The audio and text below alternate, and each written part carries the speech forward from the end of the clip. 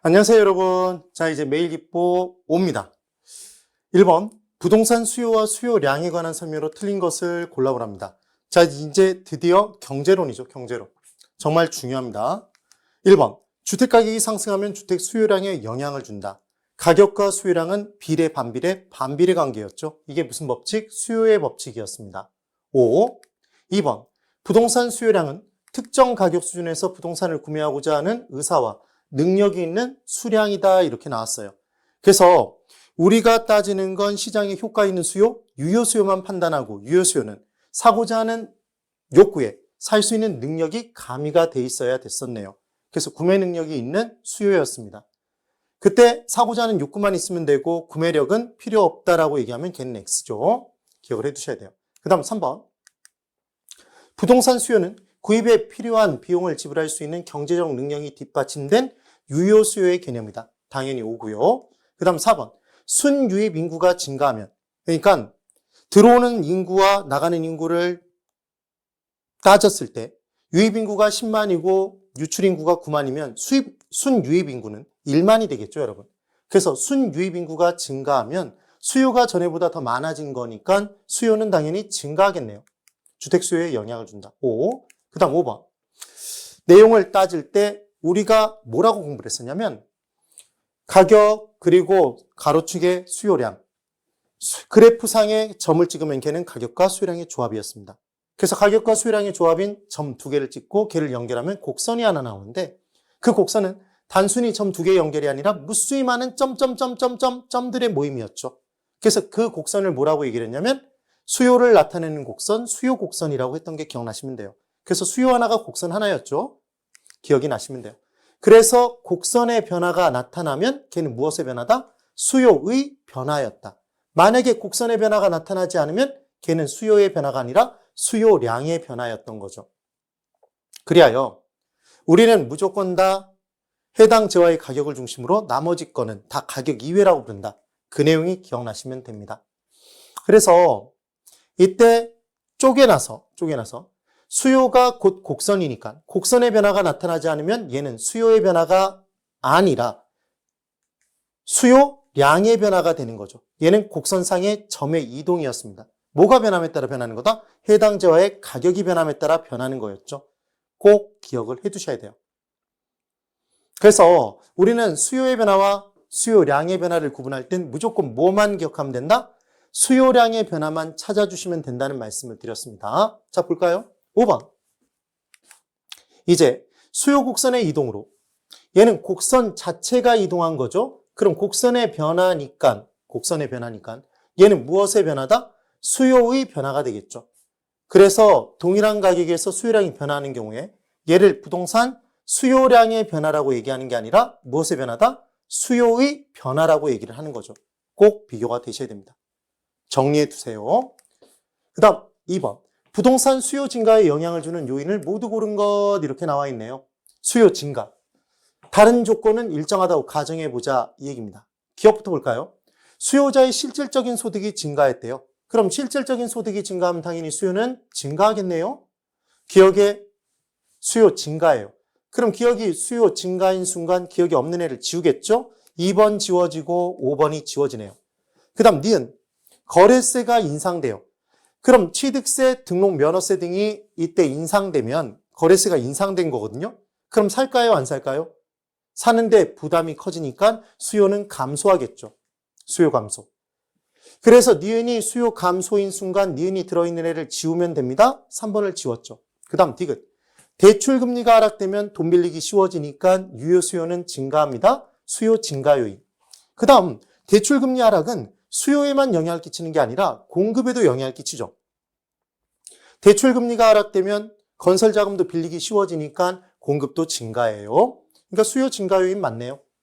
디귿이 지금 수요 증가 요인이니까 디귿이 없는 애를 지우려 봤더니 디귿은 똑같이 있죠. 그 다음 리을. 부동산 가격의 상승을 기대하면 앞으로 부동산 가격이 올라갈 것 같으면 지금 살까요, 안 살까요? 오르기 전에 지금 사야죠. 그러니까 지금 현재 수요가 증가하겠네요. 그럼 앞으로 가격이 하락할 것으로 기대가 되고 있다면 앞으로 떨어질 그때까지 기다리겠죠. 지금 안 사죠. 그러니까 수요가 감소할 겁니다. 그래서 지금 리을이 수요 증가 요인인 순간 답은 기역, 디귿, 리을 4번이 답이 되겠죠. 그 다음 미음. 인구가 감소했대요. 그럼 인구가 감소하면 당연히 부동산 수요는 감소하겠죠, 여러분. 그래서 한 가지 기억하시는 건 뭘 기억해 두시면 되냐면 가격 상승 예상과 가격 하락 예상의 경우에 수요가 증가하는지 감소하는지 공급이 증가하는지 감소하는지를 얘를 좀 기억을 해 두셔야 돼요. 그럼 얘를 기억하는 방법은 가격 상승 예상이 되면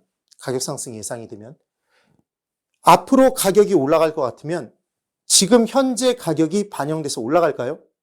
올라가죠. 그래서 얘는 가격 상승 예상의 경우에 수요는 올라가기 전에, 가격이 상승하기 전에 사야 되니까 수요가 증가하고, 공급자 입장에서는 가격 상승이 예상되고 있다면 오른 다음에 팔아야 되잖아요.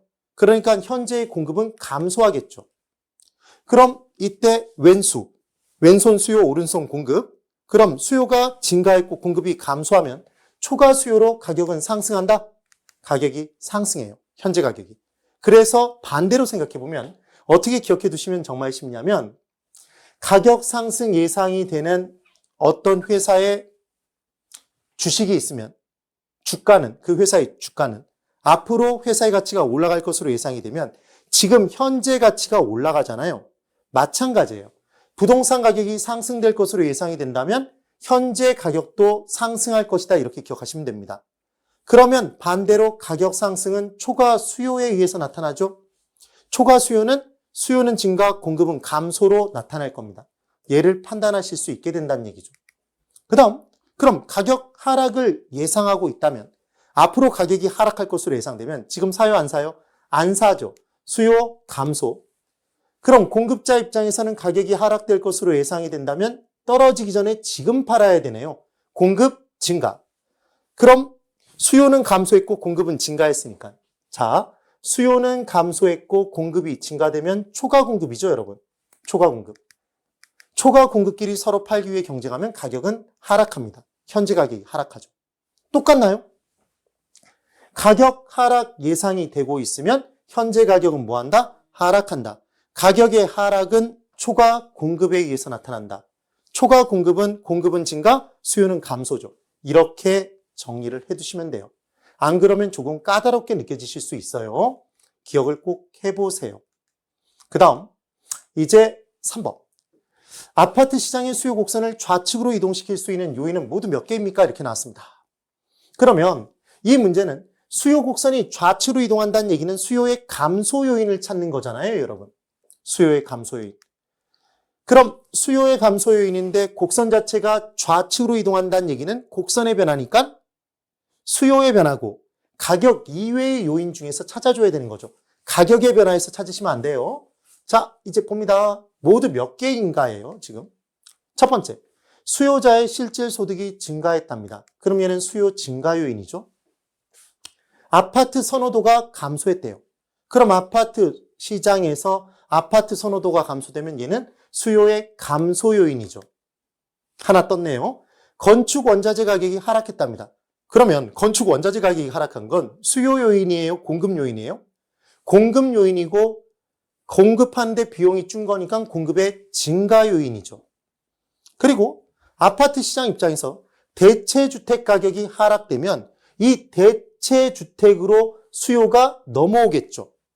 그러면 아파트 수요는 감소할 거예요.